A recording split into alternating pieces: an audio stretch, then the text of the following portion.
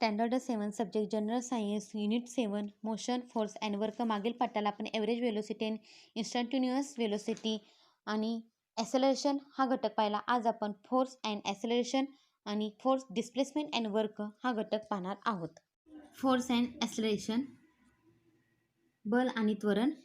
Take a glass marble and let it roll on a big smooth table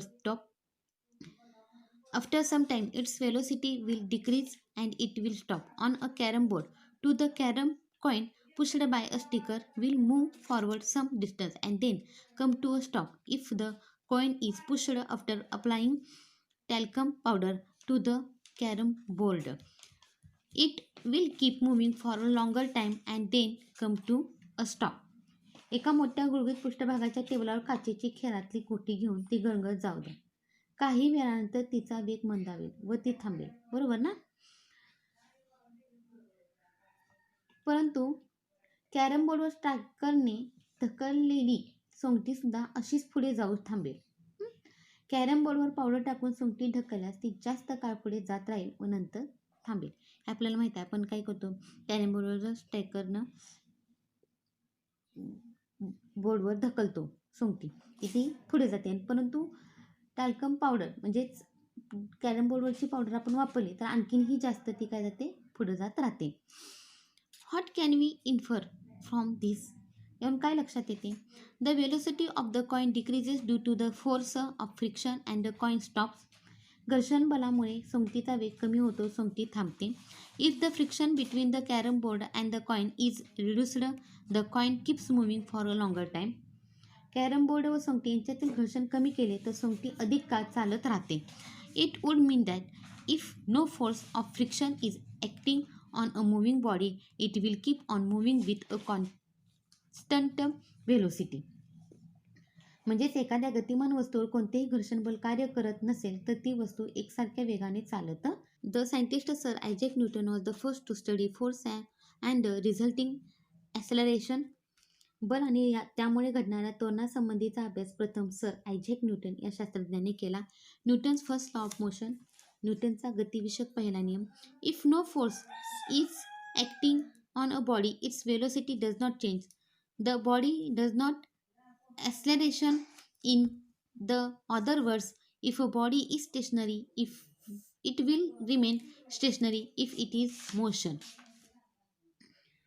एखाद्या वस्तूवर बल कार्य करत नसेल तर त्या वस्तूचा वेग बदलत नाही, अर्थात त्या वस्तूचे त्वरण घडत नाही. वेगळ्या शब्दात सांगायचे झाले तर बल लावले नसताना वस्तू जर स्थिर असेल तर ती स्थिरच राहते. तिला गती असेल तर ती एकाच वेगाने व दिशेने पुढे जात राहील. It will continue moving with the same velocity and in the same direction. म्हणजेच ती एका सरळ वेगाने व दिशेने सतत पुढे जात राहील. आता ही पेन्सिल आहे, ह्याला मी कोणतंच बल लावलं नाही त्यामुळे ती त्या स्थितीत राहील, हलणार आहे का नाही. परंतु आता त्याला मी थोडीशी बल लावलं, ढकललं तर ती काय झाली, थोडीशी मागे पुढे झाली, म्हणजे गतिमान झाली. You have learn what is meant by force. You have seen that a body is accelerated due to the force. Suppose you place the 1 kilogram standard weight, see the chapter on measurement, on a surface with no friction and pull it with a acceleration of 1 meter per second square. The force applied is called 1 Newton. बल म्हणजे काय हे तुम्ही समजून घेतलं आहे. बलामुळे वस्तूचे त्वरण घडते हे तुम्ही पाहिले आहे. समजा तुम्ही मापन या पाठात पाहिलेले 1 किलोग्रामचे प्रमाण घर्षण नसलेल्या पृष्ठभागावर ठेवले आणि 1 मीटर पर सेकंद स्क्वेअर इतक्या त्वरणाने ओढले तर त्यासाठी लावलेल्या बलाला 1 न्यूटन असे म्हणतात. Place a weight of 1 kilogram on a smooth wooden table. Spread some talcum powder evenly on a table. Now pull the 1 kilogram weight with a acceleration of 1 meter per second square. Again pull it with an acceleration of 2 meter per second square. It means that now you have applied a force of 2 Newton. You will have to take many trials for this experiment. एक लाटकी गुळगुळीत टेबलावर 1 किलोग्रामचे वजन ठेवा. टेबलावर थोडी talcum powder टाकून व्यवस्थित पसरवा.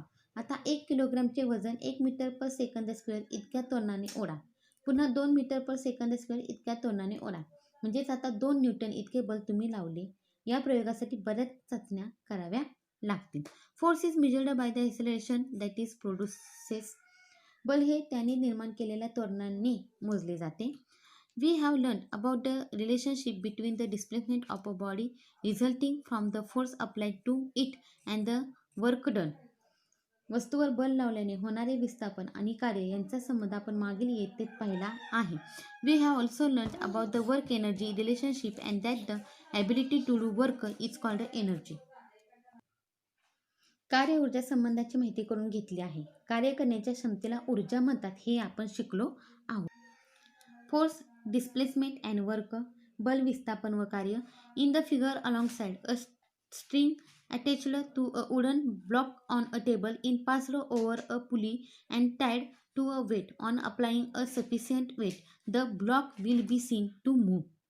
शेजारील आकृतीत लाकडी ठोकळा टेबलावर ठेवून दोरी लावून ती कप्पीवरून नेऊन वजनाला बांधलेले आहे.